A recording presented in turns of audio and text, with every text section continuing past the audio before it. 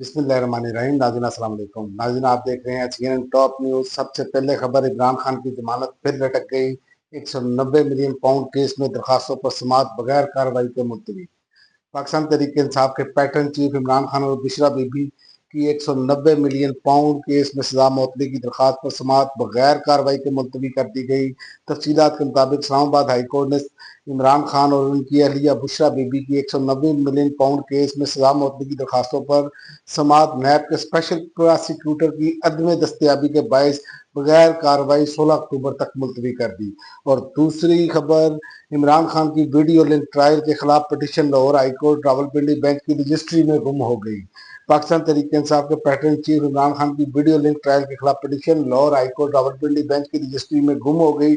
پاکستان تحریک انصاف کے رہنما عمران خان کے وکیل سلمان اکرم راجہ نے بتایا کہ مجھے اطلاع دی گئی ہے کہ عمران خان کی جانب سے ویڈیو لنک ٹرائل کے خلاف petition Lahore high court Rawalpindi bench کی رجسٹری میں گم ہو گئی ہے۔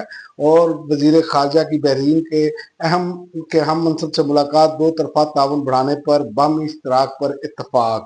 اور نیب کا زلفی بخاری کو 800 کنال زرعی اراضی نیلام کرنے کا فیصلہ، اشتہار جاری۔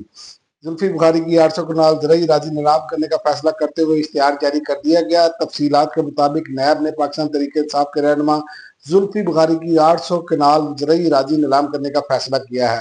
اس حوالے سے اسسٹنٹ کمشنر تحصیل جنڈ ضلع اٹک نے باضابطہ نیلامی کا اشتہار بھی جاری کر دیا۔ اور وزیر اعظم سے بل گیٹس کی ملاقات، صحت اور معیشت کی ڈیجیٹلائزیشن کے لیے تعاون پر اتفاق۔ وزیر اعظم شہباز شریف اور بل گیٹس کی ملاقات میں صحت اور معیشت کے ڈیجیٹلائز کے لیے تعاون پر اتفاق کیا گیا ہے۔ وزیر اعظم آفس سے جاری کردہ بیان کے مطابق وزیر اعظم سے بل گیٹس فاؤنڈیشن کے بانی بل گیٹس نے اقوام متحدہ جنرل اسمبلی 80 اجلاس کی سائیڈ لائن پر خوشگوار ماحول میں ملاقات کی۔